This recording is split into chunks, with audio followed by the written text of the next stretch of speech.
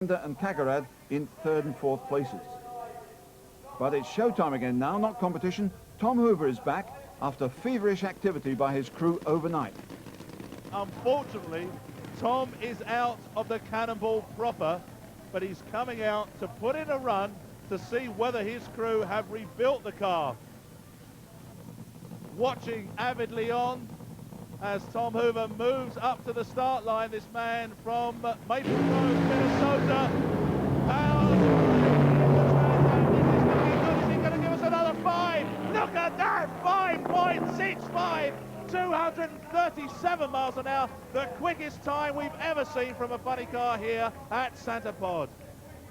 I hope we can come back and even step it up one notch. That was a motor we borrowed from one of the English guys, Knut Soderquist here, on loan. If I break it, I buy it, so I got to take it easy. But so far, I think it looks good, and hopefully we can make an exciting race this afternoon. As you know, in the Cannonball, it's not head-to-head racing until we get to the final stages. It's a sport where every second is decisive, and attention to detail between the runs is absolutely crucial. But of course, it's not just a wipe over with an oily rag. Because of the immense strain on the engine, everything has to be stripped and checked after each run. It's teamwork with specialist responsibilities. Supervised in Harlan Thompson's team by guest crew chief Ron Swearingen from Tennessee, who runs a funny car team in the States who have just set a new speed record of 295 miles an hour. Once the bottom end man, as they call him, has drained the oil, the serious business begins. Tuners like myself can look at the parts and look at the little damage or a lot of damage, and we can kind of know which way to go with the fuel system or the supercharger or the magnetos or something, and it's and then the other 90% of it's routine. The routine: disconnect fuel lines, remove blower and spark plugs, loosen 17 cylinder head bolts, remove the heads completely, remove rocker push rods, undo 21 bolts on the oil pan, drop that, remove 8 conrods, and so on, inspecting every item for damage, and then plan the next run and combination. The first thing I do when I get to the racetrack is I go through the weather. I keep a barometer, I keep an altimeter, I keep a temperature, humidity gauge, and I also have a calculator that calculates all these numbers into one raw number. And I take that raw number and I know how much to tune my engine for that number. And it's an experience kind of thing. It's not a just walk in and buy kind of thing, and that's why some of us are more sought after than others, and some of us have that down a little better than others. What we're going to do is we're going to look into the clutch area, because I think we're slipping the clutch too much early in the race, because we ran very good mile an hour for over here, but our ET, what I think is slower than it should be. I think we should be running 550s and not 580s, and it's not a horsepower problem because this mile an hour is there, so it tells me I have to look at the clutch area. Cannonball round 3, the final runs for the survivors, and the field was beginning to thin out. Harlan Thompson and John Spuffard the leaders, but Leif Hollander has fallen by the wayside. Clive Michel's problems were terminal, and there's a doubt about Corey Lee. And the strain was beginning to tell all through the ranks. Paul Hughes in the VW Beetle outrage car, a European record already, but his day has gone up in smoke.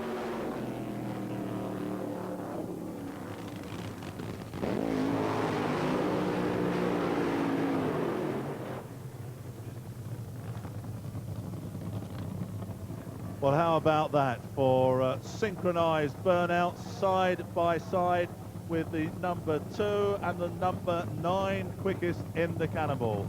This is Alan Bates, and a big thank you going out to Alan today, to his 2 crewmen, that's John and Frank Chabik, who have worked so hard to get this car on form. They're feeling pretty pleased with themselves this weekend.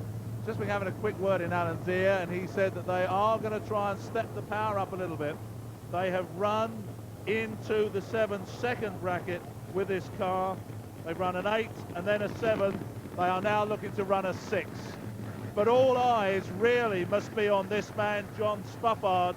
At the moment, he has run a pair of 5.8, a 5.8 and a 5.9. And he is sitting in second spot. What he has got, he tells me, is consistency. And I imagine they're looking to really just make themselves comfortable in that number 2 position, because that means they'll be going into the final and they will be looking to run another 5.8. Now, this is critical for Spafford. This run determines whether anyone else can catch him. So if there's a problem, if there's a breakage, if he goes up in smoke on the line, then someone else can overtake him. So British guys going side by side. Alan Bates just watch Spafford. That's brilliant. 5.8, 5.89, 250 miles per hour. And Alan Bates not quite getting the 6 he wanted, 7.43 at 148. But that looks good to me for John Spafford, and I'm not certain now whether anybody else can catch him. I think it's okay. We seem to have a little bit of a problem with the clutch. It's got a bit hot. But I think we should be all right. And it looks like it's going to be Harlan Thompson in the final. Well, I don't know who's going to be in the final as long as we're there. That's what we're after. So, but we've got to get back and do some work.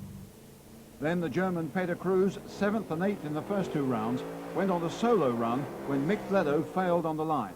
But the Cruz missile didn't last long either.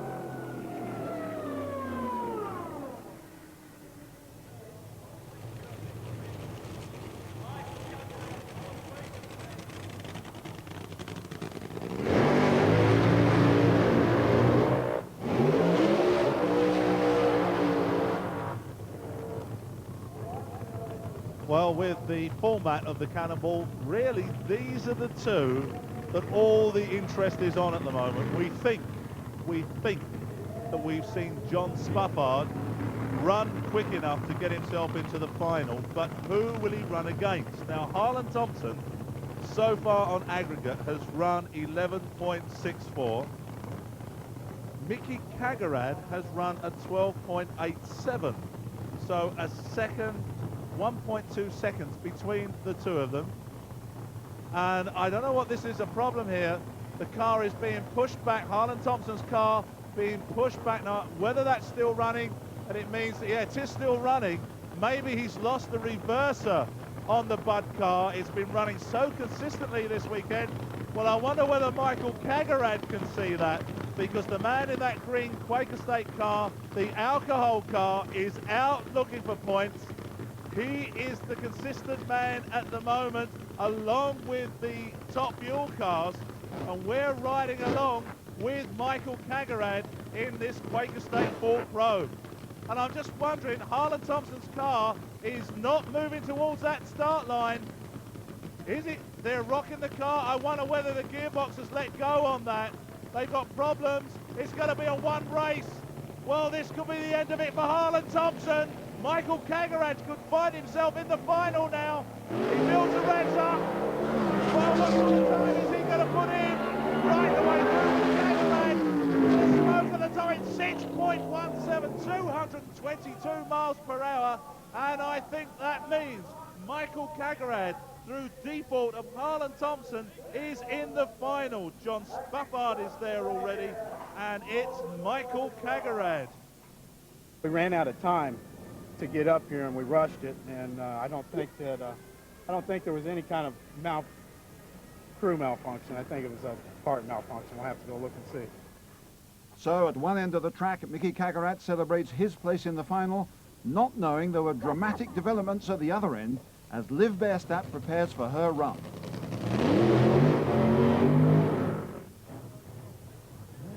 Harlan's got a problem. They're looking at it at the moment. If he can get it fixed by the time Liv has done her run, then he is still in. If Liv has done her run and cleared the track and they haven't fixed it, then he will be out of the competition.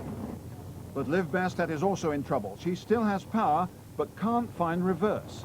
If she drops out now, Harlan Thompson's reprieve will be cut short. Meanwhile, at the other end of the circuit, Kagarad and Cruz still think they're in the final, but they aren't yet. Ronnie, have you got time to fix this? We're just going to try something and see if it works. Okay, but you're running out of time. Do you think you can manage it? I know, we need... It's the helmet. In the car. Where's the helmet? Helmet. Helmet.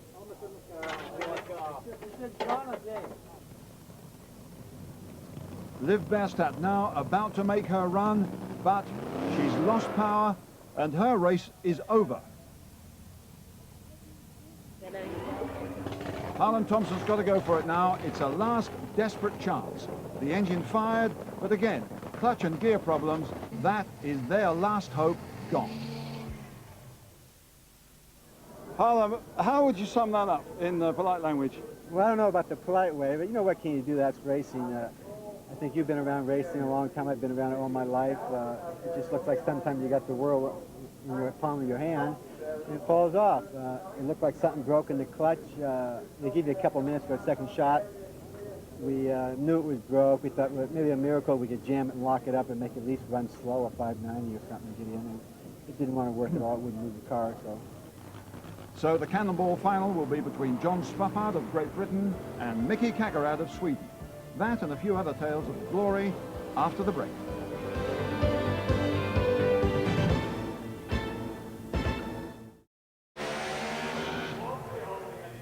Right, let's take a break from the Cannonball and highlight the weekend of one top alcohol driver, Barry Sheevels from Nottingham. He's struggling, badly needs the points, wretched luck all season, blew an engine the other week at Centre Pod, his truck caught fire recently, and his crew have worked all week to run here. When we looked at the motor, the damage we did at the bug jam, there was no way we were going racing again. And we've managed to get it together, and it's just all down to all the guys, really. By taking time off? Taking time off work. They're all successful businessmen. They've all taken time off work. They've all worked 14, 15 hours. Probably would have earned a fortune if they'd been at work, and they've done it all for nothing, all for the love of the sport. And you just got to take that off for these people. At the end of the day, when I get in this car, all I do is sit here and drive it. They put all the power. Whatever power they can put into the car, I'll use. Well, he's qualified with a 6.4. Is he going to be looking to step up a little bit on that? There's the green. And away we go. All on his own. Barry Sheevels straight as a die. 6.36, quickest ever for that car. 6.36, 215 miles per hour.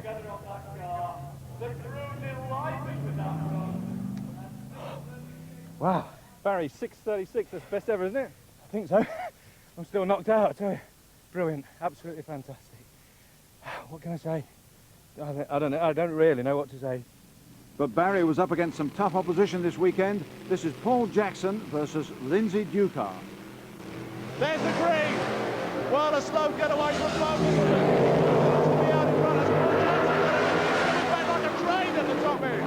And it is Lindsay Ducar who takes the winner, 6.82, 205 miles per hour. Lose out, a good run for Paul Jackson, 6.72, 201. That Lindsay Ducar is a man to watch. So, as we come up to the line, there's an awful lot going on this one. They really are searching for the points in the championship. Sheevels and Ducar, and we can watch them line these big cars up. The crewman goes out to the front to give the driver some idea of when those front wheels are going to get there. And you can imagine trying to drive your car at home with a 15-foot bonnet on it. That's what this is like. As they move up into the staging beam, this is going to be close between these two. Sheevels in stage first. Here's the green. And they're away together. But it looks as though the power of that car is Barry Sheevels not really turning there. And a 6.35 for Barry Sheevels. Up 219 miles per hour at the top end. He shuts down a losing 6.70 at 198. That was close. Well then, Barry, thank you. Rob Turner said he was looking forward to meeting you in the final. Did he? That's what's going to happen. Oh, I hope so. But, what was the time? 6.35. Was it? That was? Wow. Well, yeah. Excuse me. Well, personal best both ends. What can I say? Gets better with all the bad luck we've had all season as well. It's just unbelievable. So here we come, the two British drivers.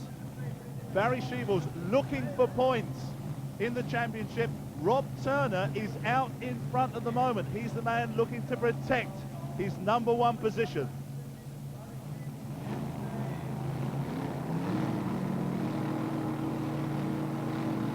There's Sheevels in stage. Turner eases the car in, there's the green, and away together. But Sheevels just driving away from Rob Turner. This looks like a great run. It is 6.39 against 6.58. Maximum points going to Barry Sheevels.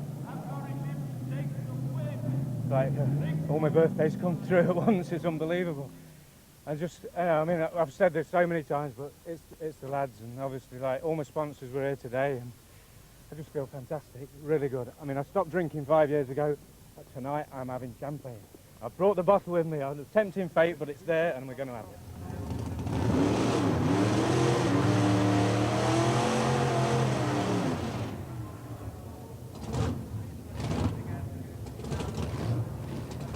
The final of the Wild Ones. And these are the two quickest cars here this weekend in Pro Modified. Tony Rose and Alan Packman. This is Alan, got into this round with a run of 7.30, has been running down into the 7.2s. But his opponent from Luton in Bedfordshire, Tony Rose, a man who today has run the quickest ever time seen here at Santapod for a Pro Modified car, 7.05 with this newly imported Oldsmobile Cutlass. So I think for the first time, Alan Packman is coming into a final knowing there is a pretty fair chance he might not win. So here we go, building the reds up and Packman away first. That's what he needed. A real great hole shot from the ball man. Tony Rose coming back at the top end. But it is in that left-hand lane. A 7.41 takes the win, and that was won on the start line. But the drama isn't finished yet. Alan Packman can't stop, and he's heading straight for the position of our cameraman, Chris Ducker. Our man sticks to his job as Alan Packman takes evasive action. Well, this was really drag racing at its best because it was won on the start line. Now, if we watch these two, the green goes, and look at that hole shot there by Alan Packman. By the time they got to the 8th mile marker, Packman had a car's length on Tony Rose, but now Rose comes back as they head towards the finish line. This was so close. Watch this very carefully. Rose is coming back like a steam train, and as we get to the finish line, it's just Packman. Look at that, a nose in front. But what about that finale? An inch decided the race, an inch or two decided this one, as Alan Packman ends up in the field.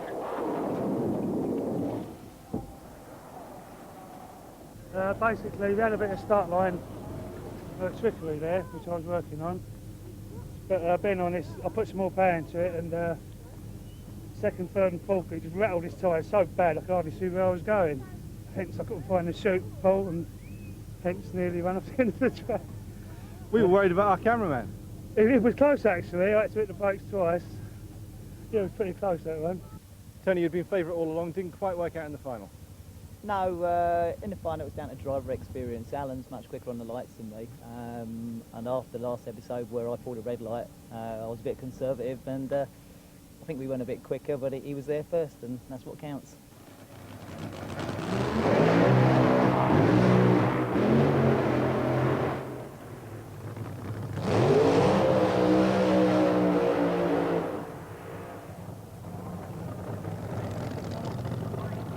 Well, I often wonder how the second man to do a burnout finds his way through all of that smoke, but he does. This is Michael Cagarad with the Quaker State alcohol car, the man who, against all the odds, won the Cannonball run in 1990. And here he is again in another final, again against a top fuel funny car. And the top fuel funny car is the reigning Cannonball champion. That's John Spuffard. He was the runner-up in 1991 and the winner in 1992. So there's a wealth of experience in these two men. The nitro-burning Showtime being brought right back behind the start line. Now he has been running 5.8 all day long, up against Michael Cagarad with that alcohol car, the Ford Probe, who has been running down into the low 60s, 6.1. So, provided nobody has looked at stepping up the power a bit so that they might just light up those rear tyres, overpower the track, the win should go to the British driver, John Spuffard. But this is drag racing. Michael Cagarad is looking for another Cannonball trophy here this weekend. They bring both the cars up to the start line. Here we go. Let's see, this is what it's all been about this weekend, the final of the Cannonball 93. Caggarad's the last one to go in. Here's the green. Caggarad's away first. It is Michael Caggarad who's away first. Spaffard is chasing. It's Spaffard on the line. Right on the very line. 5.90. Well, Michael Caggarad must have seen that drive by him like a train. Bob, we left out a bit late. Well, you know, we thought we had a little bit in hand, but I must admit John was a little bit slow on the lights there, but like, the power made up for it. We just got through there just about, you know. Good weekend then. I'm tired, you know, we're all tired. The crew's done a fantastic job. John, I mean, just drives the car like nobody else. He's a real natural. I mean, we just hope we can go forward from now on, you know. Thank you, that's good. It's good. You must have thought, I mean, you were training them at the start. Our whole car always pull away from one of these. And they've got a much lower gear. They've got 3 gears, I've got 1, direct drive. Mickey, just for a while there, we thought you might have taken. I thought that too, but it took me out almost the last meters, I think. It was a little late in the start, I think. But you've had a great weekend. Yeah, we had a great weekend, and all the season has been very good for us.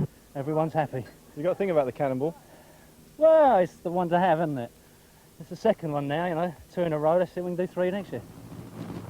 But the last word went to Tom Hoover, who'd been watching the Cannonball activity from the sidelines. Well, this is the man a lot of British fans came here to see, Tom Hoover, and he has already showed us what a top man in NHRA racing can do here at Cannonball this weekend. There's the green for the Showtime Trans, and look at those flames out of the headers, really powering all the way through. 5.60, 258 miles per hour. Wow, that car would have won the Cannonball if they hadn't destroyed the engine on the first day. And that was the story of the 1993 Cannonball weekend at Sandoval, or part of the story. There were all sorts of crazy activities taking place in the name of drag racing and entertainment.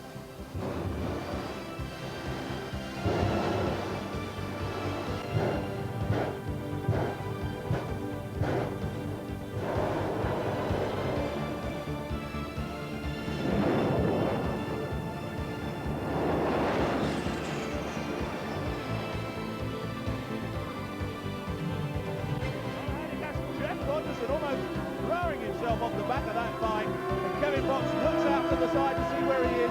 Restricted by 1090, Roger comes back at the top end, and that's going to be an automatic win for Chris Isaacs. He is going to be so happy with that one. Up comes the front of that car, and you can see every time he changes gear, the front wheels are lifting up, flying through the corner. There it is, 7.28. 192.7 miles per hour from a Ford Granada.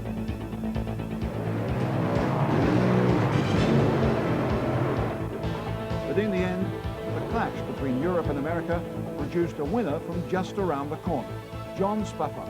Here's the green, Caggarad's away first. It is Michael Caggarad is away first.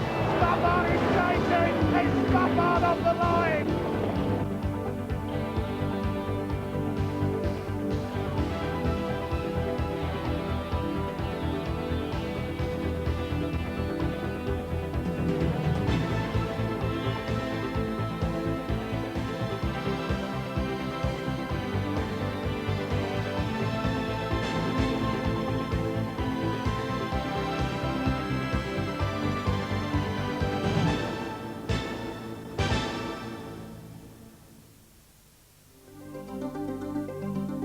Wheels, for the best in motorsport, in association with Anglia Ford dealers.